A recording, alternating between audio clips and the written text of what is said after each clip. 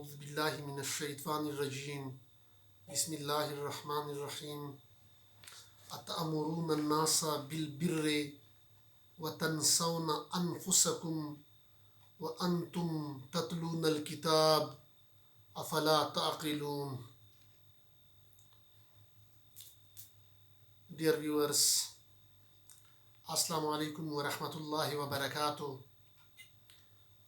I, Dr. Sifatullah Khan, Associate Professor, University of Malakand, address you regarding the preaching of the Holy Quran, Tableegh-ul-Quran. In previous lectures, we have discussed the meanings of the ayat, verse number 44 in Pashto language and Urdu language as well. In today's lecture, we will try to understand the meanings, tafsir of this ayah, verse number 44, Surah Al-Baqarah, para number 1 in English language. This surah, Surah Al-Baqarah, is the first surah revealed after the migration of the Holy Prophet Hazrat Muhammad sallallahu alaihi wasallam to Medina al-Munawwara. At that time, various tribes of Jews were inhabited in Medina. There were Jewish scholars of Torah, and the clear signs of the Holy Prophet Muhammad sallallahu alaihi wasallam were mentioned in the scripture Torah. So the Jewish scholars were completely aware that the Prophet Muhammad sallallahu alaihi wasallam is the truth, and in fact he is the last prophet of Allah subhanahu wa ta'ala. But in spite of knowing all these, they denied, they did not accept Islam, and they were also became obstacle for others, common people, in their way towards converting to Islam. So in this ayah, first of all, we will discuss its meaning, then further tafsir will be discussed. So English translation of this ayah, of this verse number 44, Allah says in the Holy Quran, to the nearest meaning, enjoin you al-bir on the people, enjoin you al-bir on the people, and forget yourselves. That is, al-bir mean pity and righteousness and each and every act of obedience to Allah. That is called al-bir in Arabic language. Good deed, righteousness, and right deed and obedience to Allah is called al-bir in Arabic language. So here it means that it can be interpreted as that you people, the Jewish scholars, Allah subhanahu wa ta'ala address the Jewish scholars that you people enjoin or instruct other common people for righteousness, right deed, but you forget to practice it by yourself. That is, you do not do al-bir, you you do not practice the righteous deeds, you do not accept the Tawheed, the monotheism, you do not convert to Islam, while you recite the scripture, the Torah, that is, you are reciting, you are the scholars of the Torah, of the Torah, and you are well aware of the signs of the last Prophet Muhammad sallallahu alaihi wasallam, the Holy Quran, and Islam, monotheism, Tawheed. And have you then no sense? That is, in spite of all these, you do not accept Tawheed and monotheism. Now come towards its tafsir. Allah subhanahu wa ta'ala says in this ayah, to the nearest meaning, that addressed to the Jewish scholars, that your situation is amazing or strange. You enjoin or instruct people what is right, righteous deeds, but you do not do, that is, you do not practice by yourself what is right.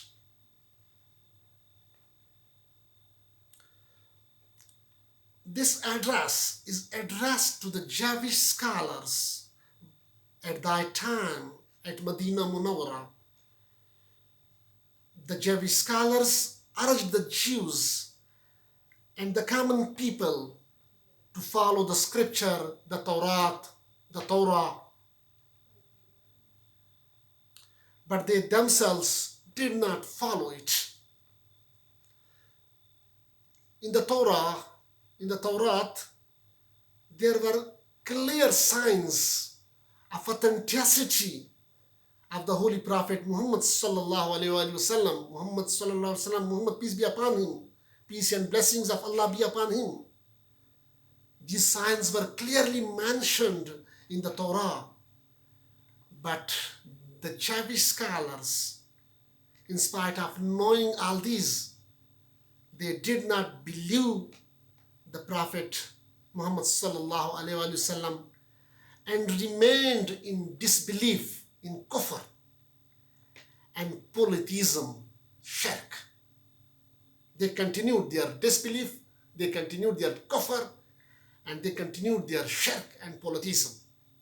They did not convert to Islam, they did not convert to monotheism, the Tawheed, and the belief in oneness of Allah and the last Prophet of Allah subhanahu wa ta'ala.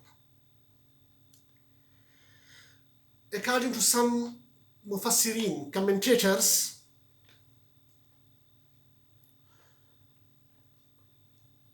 the Jewish scholars used to forbid people. They became just like obstacle for others on coming to Islam or converting to Islam. So the people of that time are the followers of the Jewish scholars. One of three groups can be categorized into three categories, were categorized into three types. First one were those simple or ignorant of people who were completely ignorant of the Torah. So when such type of people, followers of the Jewish scholars, will ask their scholars about the authenticity and truthfulness of the last Prophet Muhammad sallallahu alaihi wasallam, so they forbade those ignorant people, and they used to tell them that do not accept Islam.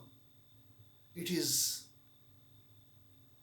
and the Prophet Muhammad sallallahu alaihi wasallam is not the one whose signs are mentioned in Torah. So in this way, they became the obstacle for the common people in the way towards accepting Islam. The second category of the, so in Arabic you can say that they were involved in kitmane haq. They used to hide haq.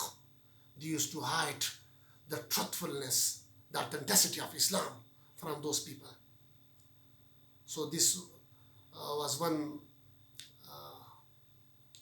bad thing in that Jewish scholars. The second category of people were those who were a little bit aware of the meanings and understandings of the Torah at that time. So when they they inquire from their Jewish scholars about the authenticity of the whole last prophet Muhammad sallallahu alaihi wasallam and the truthfulness of the Islam is the true religion. So these people will a little bit argue with those Jewish scholars that in our book Torah, it is written some signs which are written that in the some signs of the about the last prophet which are mentioned in Torah, they exist in that in the Prophet Muhammad sallallahu alaihi wasallam. These signs fits on the Prophet Muhammad sallallahu alaihi wasallam. But actually, these people were not completely aware or they did not fully understand the Torah. So the Jewish scholars will pretend that no, it is not these signs are not like that, and they will do talbis. Talbis, they mix up the truth with the falsehood. They say that no, they say that half thing is true, but the half is not. So in this way, if there was a little chance of such people coming towards Islam, so the Jewish scholars became obstacle for these people in the way towards accepting Islam and monotheism. There were third category of people which are fully aware of the heavenly book of the book of Allah at that time, Torah. So when these people inquire from the Jewish scholars about the authenticity of the last prophet Muhammad sallallahu alaihi wasallam and say that we intend to embrace Islam because it is a true religion, and what has clearly the signs which are clearly mentioned in Torah, the last prophet Muhammad sallallahu alaihi wasallam fulfills all those signs. So at this stage, it's while responding to such type of learned people, the Jewish scholars will say yes, yeah. First they try to argue with them so that they may be hindered. They again may become an obstacle for them in the way towards Islam, towards accepting Islam. But the people, that's type of the third category of people who are fully aware, they can fully understand the meanings of the Holy Scripture Torah at that time. So they will give evidences from Torah that sign, plus sign, they give references of those ayat or those verses in Torah, and will argue and will prove that those signs that are mentioned in Torah are completely fits into the last prophet Muhammad sallallahu alaihi wasallam. So when the Jewish scholar realize that they cannot deceive such type of learned people, learned followers of Torah, so they say that okay, yes, they say that you are right, this prophet is the last prophet of Allah, and Islam is the true religion, and you can embrace Islam. So here some commentators have mentioned that some mufassirin, that when one of the Muslim relatives of the polytheists of Mecca, that is the relatives of the mushrikeen in Mecca, polytheists of Mecca, when they ask from the Jewish scholars, or when the Muslim relatives of the Jews spoke or inquired in secretly from these Jewish scholars about the Prophet Muhammad sallallahu alaihi wasallam, Prophet Muhammad, peace be upon him, about the authenticity of the Prophet Muhammad sallallahu alaihi wasallam, they argue with the Jewish scholars. Then the Jewish scholars used to tell them that the Prophet, peace be upon him, Prophet Muhammad, peace be upon him, was truthful, believe him, and recognize him as the last prophet of Allah subhanahu wa ta'ala. But they themselves did not believe. So what was the reason? What was the obstacle for the Jewish scholar, instead of knowing all these signs of the authenticity of the Prophet Muhammad sallallahu alaihi wasallam, why they were not embracing Islam? The Mufassirin, the commentators, have written that the biggest obstacle for the Jewish scholars to convert to Islam, that is accepting Tawheed, monotheism, and believe in the oneness of Allah and the last prophet of Allah, the Prophet Muhammad sallallahu alaihi wasallam. So the biggest obstacle for the Jewish scholars to convert to Islam was their income, which they received from their disciples, the income which they received from their disciples or their followers. The income that is called Nazruniyas, Shukrani, this such type of unlawful money earnings the Jewish scholar receive from their followers. They used to collect money from their disciples or followers in case of converting to Islam and accepting Tawheed, monotheism. They were afraid of losing their vows. These unlawful earnings are forbidden, haram earnings, nazruniyas, etc. They were afraid that their vows, these unlawful earnings, nazruniyas, would be cut off, and they will not be able to receive these haram earnings, these illegal, unlawful earnings from the people.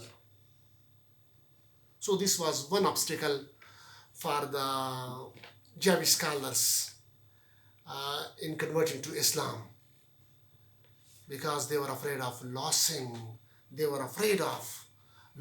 haram earnings, the nazruniyas, etc. Further, another thing was their glory, shanu shaukat. Further, their glory and the state of sovereignty, which was based on the people, disciples or followers. They had to lose all these worldly benefits in the case of accepting Islam. Further, at the same time, their hearts, the hearts of the Jewish scholars, were completely dead due to haram, forbidden, unlawful earning, that is haram khori, unlawful earnings, unlawful eatings, and unlawful earnings. Due to these things, their hearts were completely dead.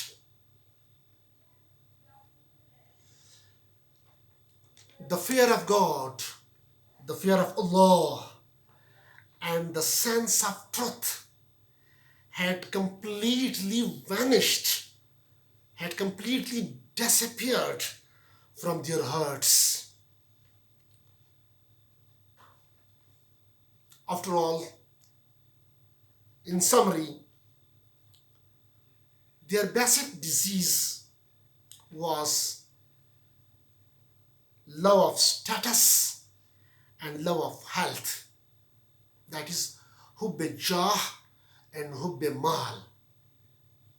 Love of status and love of wealth. This was their basic disease of the Jewish scholars at that time. And these things became the obstacles for them in converting to Islam, to the true religion of Allah. As we know that the Quran is a living book and it provides guidance to all mankind, and it will provide guidance to all mankind till the day of resurrection, Qiyamah. It is Hudal Linnas. It provides guidance to all mankind and will provide guidance to all mankind till the day of Qiyamah, till the day of resurrection. So, these days, the address in this ayah is also addressed to the bad scholars, to the ulama su. At the present, this ayah may be interpreted that it is addressed because the Quran is a living book. So at that time, it was addressed to the Jewish scholars. But nowadays, this ayah is addressed. It can be interpreted as that this ayah is addressed to the ulama su. To the ulama su mean bad scholars in our society, in our Islamic society. Allah's wrath and Allah's anger is upon them because they do wrong even when they know the truth.